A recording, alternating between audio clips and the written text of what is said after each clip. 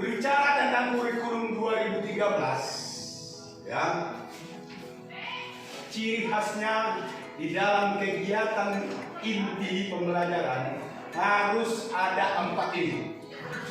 Harus ada 4 ini. Di RPP kita harus ada, di pelaksanaan pembelajaran kita di kelas juga harus terintegrasi. 1. Literasi, 2. 4C, 3. HOTS, 4. PPK. Inilah yang saya temukan setiap saya supervisi ke dalam kelas. Tidak, ya, belum maksimal menerapkan ini. Ya, ini adalah kecakapan abad 21. Makanya kalau RPP membuat ini disebut RPP abad 21. Kalau mengajar di kelas ada ini, maka disebut dengan pembelajaran abad 21. Jadi Bapak Ibu, mohon ya dimengerti, kita sekarang berada di abad 21 yang ciri-ciri khasnya itu ya adalah kemajuan di bidang IT, ya kan? Derasnya arus informasi, ya kan? Maka kita harus berubah. Ya, kalau enggak kasihan anak kita tadi terbilas oleh kemajuan apa ya? Zaman ini. Nah, ini yang akan mau kita bahas ya hari ini, ya, tentang kurikulum 2013. Pertama, dalam pembelajaran kita di kelas harus kita mulai dulu dengan literasi. Apa itu Bapak Ibu literasi? Karena saya kira lah familiar ini, sudah sering mendengar kata-kata literasi, ya kan? Siapa yang tahu kira-kira? Ya, membaca, betul. Tapi bukan hanya sekadar membaca yang dimaksud dengan literasi itu, ya. Kalau hanya membaca aja, dia memang sudah literasi, tetapi literasi yang belum sempurna, literasi pasif. Literasi dikatakan sempurna apabila terjadi pertukaran ide, ada gagasan, dan ada informasi. Itulah dia. Jadi, selain membaca, menonton pun literasi ya. Menonton sinetron Ikatan Cinta, ya kan? Setelah kita tonton hanya untuk kita saja, maka ini namanya literasi pasif. Tapi apabila dari hasil tonton itu kita komunikasikan kepada orang lain, misalnya di dalam grup WA, atau kita membuat resume lalu kita share ke grup WA, lalu terjadi ada argumen dari orang yang membaca, itu namanya pertukaran ide. Inilah yang disebut dengan literasi sempurna. Kemudian dalam pembelajaran kita harus kita masukkan 4C itu. Apa itu? Komunikasi. Makanya ini urutannya begitu. Setelah literasi, kan yang dibaca itu perlu dikomunikasikan. Nah, ini makanya urutan pertama communication. Ini kecakapan yang harus dimiliki oleh siswa kita ini Bapak ini. Karena lihatlah, orang yang kalau memiliki kompetensi komunikatif yang baik itu sukses hidupnya. Kemudian kolaboratif. Ya, bagaimana pembelajaran kita di kelas itu, siswa kita itu dengan siswa yang betul melakukan kolaboratif, bekerja sama di dalam menyelesaikan suatu permasalahan. Ya. Kemudian critical thinking. Ini yang agak dalam saya menyampaikan. Kenapa? Critical thinking atau berpikir kritis, inilah rohnya kurikulum 2013 itu. Critical thinking. Kita langkahi dulu, nanti khusus critical thinking agak dalam. Yang berikutnya creativity, kreatif. Pembelajaran kita itu di kelas itu membuat siswa kita itu harusnya kreatif. Ya, saya pernah baca buku, nggak karangan sahabat, cuma dia mengatakan begini, kalau orang ya tidak kreatif, sesungguhnya dia sudah mati sebelum mati katanya. Orang yang Bapak Ibu, contoh kreatif itu begini Bapak Ibu. Ini baterai, ada ya? Gunanya untuk apa? Selain itu apa? Bisa digunakan apa? Bisa untuk ini, pas bunga. Pas bunga. Selain pas bunga apa lagi? Oh, untuk mobil-mobilan. Untuk mobil-mobilan. Selain itu apa lagi? Untuk pupuk. Selain apa lagi? Melempar anjing. Nah, itulah contoh-contoh kreatif. Jadi enggak hanya untuk contoh peniti ada kan? Untuk apa? Tahu kita peniti untuk apa? Ya. Selain untuk mengancing baju, bisa nggak digunakan untuk yang lain? Apa? Untuk duri. Apa lagi? Jepitan rambut. Jepitan rambut. Apa lagi? Bobol ATM. Hah? Bobol ATM. Bobol ATM. Otaknya yang kotor gitu. Apa lagi? Bobol ATM. Hah? Korek kuping. Apa lagi? Perhiasan bisa nggak? Saya ingin menyontohkan itulah kreatif. Bukan hanya peniti untuk ngancing baju, sudah. Begitu juga nanti yang lain-lainnya. Dan ini yang selalu kita keluhkan dari guru. Macam mana datang mau praktek, nggak ada bahannya. Ya kan? Belajar biologi itu, fisika itu harus praktek, Bu. Macam mana Pak? Merasa suhu nggak ada termometer. Tapi kalau guru yang kreatif, apa selain termometer? Begitu. Ya kan? Begitu. Jadi ini rumus Pak. Siswa yang kreatif itu lahir dari guru yang kreatif. Tidak akan ada siswa yang kreatif kalau gurunya tidak kreatif. Camkan itu. Ini sudah terbukti ada di Sanawiyah 2 Paraton Medan. Gara-gara gurunya mempelajari tentang macam-macam energi, besoknya siswa ada membuat kompor dari energi sinar matahari. Ini siswa yang kreatif.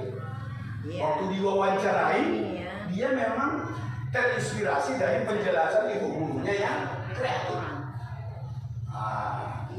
Silakan Bu. Ya. Oke. Kita sekarang masuk critical thinking.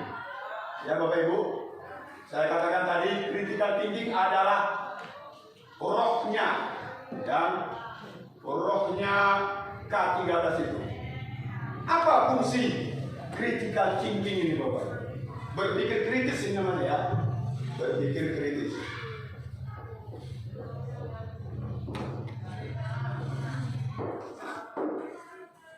Fungsinya agar kita sampai pada lapisan yang paling dalam dari suatu problem. Kalau nggak berpikir kritis, kita nggak sampai kepada permasalahannya. Sementara permasalahan harus diselesaikan, dituntaskan, ya kan? Tapi kalau nggak berpikir kritis, nggak sampai di situ. Ibaratkan buah mangga, itu kan ada bijinya dalam. Ini ada dagingnya, ya kan? Ini biji. Ini kulitnya. Jadi berpikir kritis itu harus sampai pada bagian problem permasalahan juga. Itulah dia biji nanti. Kenapa biji? Dari biji inilah nanti akan tumbuh menjadi individu baru. Kalau daging kita makan, kulit kita buang, ya kan? Sampai kemari, sampai bagian yang terdalam, sampai maksimal. Itulah berpikir kritis. Nah, pada pembelajaran kita problemnya apa? KD kita. KD kita itu harus kita kupas tuntas. Tas. Jangan sampai ke paling dalam. Pakai apa? Pakai ada alatnya namanya hots. Itulah. Jadi kalau pisau ini, kalau mangga ini dia bisa sampai bagian terdalam di situ pakai pisau yang tajam, setajam silet. Ya kan? Tapi kalau KD kita untuk membedah itu sampai bagian yang terdalam, kita gunakan hots. Jadi begitu Bapak Ibu. Kalau enggak, pembelajaran kita enggak tuntas. Ya. Nah, berpikir kritis itu sampai muncul, sampai indikatornya dia tuntas itu sampai muncul begini.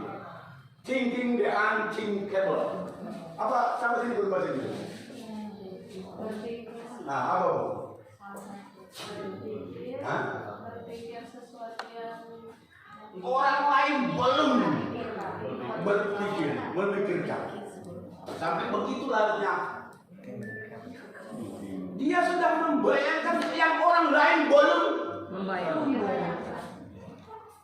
Ini kalau motonya Semen Padang, orang lain masih berpikir kami sudah berbuat kali. Begitulah berpikir kritis sampai di sini dia, sampai begitu muncul. Orang belum sampai berpikir di situ, dia sudah berpikir.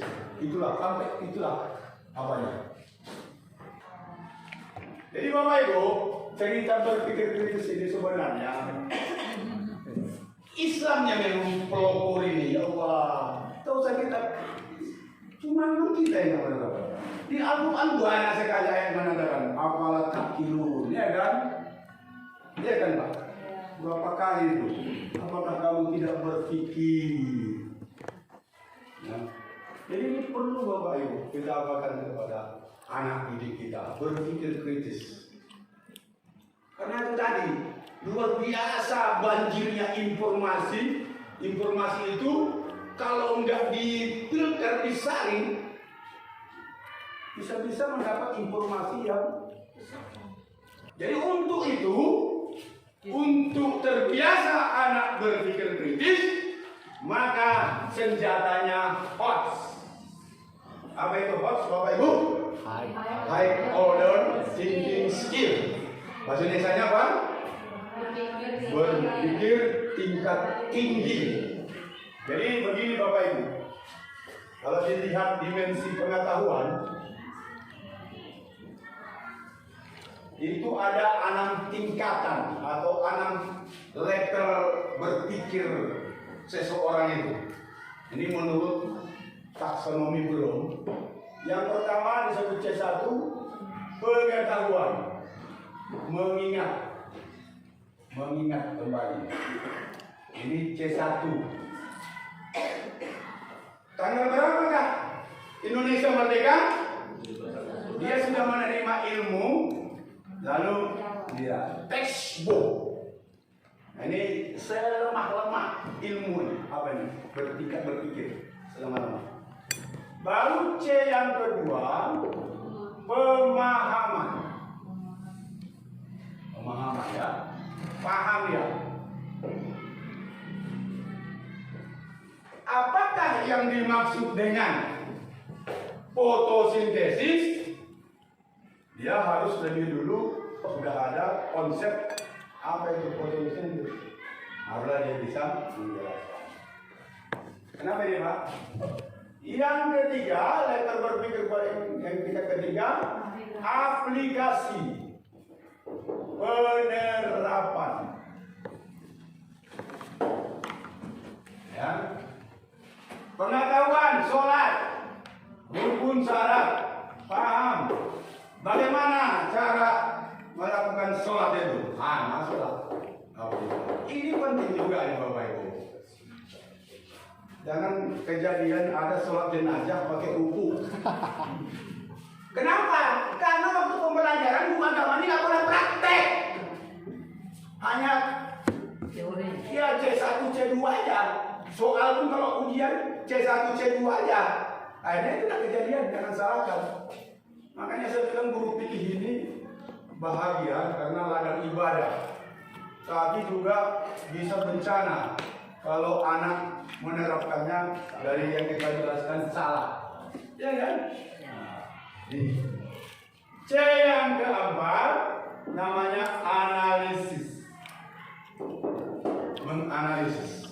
Setelah dia mendapatkan ilmu tentang ini, lalu dia menghubungkan, membanding-bandingkan, itu namanya analisis. Baru C yang kelima, evaluasi. Ini setiap saya amati, mendung, udara agak dingin cuacanya, kemudian ada ini pasti hujan. Ayo evaluasi. Baru yang C6, mengkreasi. Kalau dulu mencipta, ada protes dulu agama, pelajaran tahu macam mana mencipta, ya kan? Beriman kepada malaikat. Pelajaran ini harus mengajar sampai tingkat mencipta. Menciptakan apa? Sebenarnya bukan itu maksudnya. Ya, ya seperti pelajaran biasa kan, misalnya prakarya, membuat alat-alat apa dari bahan bekas, ya kan? Yang diajarkan guru membuat pot bunga. Setelah anak menerima pembelajaran itu, kemudian dia kreatif, bukan pot bunga aja dibuatnya. Nah, itu namanya sudah mencipta, mengkreasi. Ya. Pelajaran agama juga bisa. Dia menemukan, menciptakan metode cara membaca Al-Quran dengan cepat. Seperti kemarin itu ada ikop itu kan, ayo termasuk. Jadi Bapak Ibu, yang 1 sampai 3 ini namanya law. Ya, law order thinking skill. Yang ketiga ini middling skill. Yang 4 inilah 4, 5, 6 inilah force. Jadi permintaan kurikulum 2013, Bapak Ibu kalau mengajar inilah yang positif, harus pembelajarannya itu siswa menganalisis, mengevaluasi, mengkreasi. Tapi kalau buat soal boleh ini ada, tapi jangan pula kalau mau jujur rata-rata C1 C2 semua. Bukan di sini aja. Saya kan selalu asal ulangan semester atau nanti PTS saya datang minta soalnya. Saya tengok nilai saya. Sebutkan nomor 1, 2, sebutkan, 3, tuliskan, 4, jelaskan, 5, apa ini maksud. Itu aja. Tuliskan, sebutkan, jelaskan, dari contoh. Itu wajarlah berpikir anak kita ini rendah. Makanya kalau ada masalah mereka bingung. Kenapa? Tak terbiasa memecahkan masalah. Kalau kita terbiasa pembelajaran kita menggunakan C4 sampai C6 ini, mereka mempraktekkannya pada saat pembelajaran kita. Bukan saja ini diterapkan pada saat itu, tapi ini nanti bisa menjadi kebiasaan dia di lingkungan dia di mana dia berada. Sehingga kan namanya masalah nggak mungkin sini aja. Begitu dia keluar dari ruangan kelas sudah muncul lagi masalah, kan begitu. Tapi karena sudah terbiasa, maka anak nanti akan set dia menghadapi masalah itu, survive. Itu kita melahirkan generasi-generasi yang akan ini. Ya, jadi Bapak Ibu, bagaimana mengintegrasikan kod ini di dalam pembelajaran kita? Maka, Bu, biar ini nampak, maka kita mengajar harus pakai model. Jangan pakai metode. Ya, kita pakai model. Ada 3 model yang diinstruksikan, bukan ditawarkan. Berikan kepada guru-guru agar kalau mau berlanjut. Yang pertama, problem based learning. Pembelajaran berbasis masalah. Apapun materinya, beri masalah. Pecahkan secara kolaboratif, komunikatifkan, berpikir kritis. Tapi dengan catatan literasi dulu. Literasinya ibaratnya kayak bensin, diisi dulu. Kita mau memberi, tapi yang kita beri nggak ada, bisa. Makanya kenapa kalau di sekelompok mandek, macet, tidak hidup? Karena mereka tidak punya apa-apa nih bahannya di otaknya mereka. Makanya begitu diskusi kelompok, kasih namanya LKS, lembar kerja siswa, bukan yang buku tipis itu. Kalau di ibu namanya lembar peserta didik, lembar kerja peserta didik. Ya di situ ada resume materi, kemudian di situ ada tuntutan mereka apa yang mereka lakukan. Harus beri waktu dulu literasi, berbagi informasi, pertukaran ide. Setelah itu silakan. Baru problem based learning. Yang kedua ada namanya proyek based learning, pembelajaran berbasis proyek. Bapak Ibu, apa ciri khas model pembelajaran proyek based learning? Karya hasil.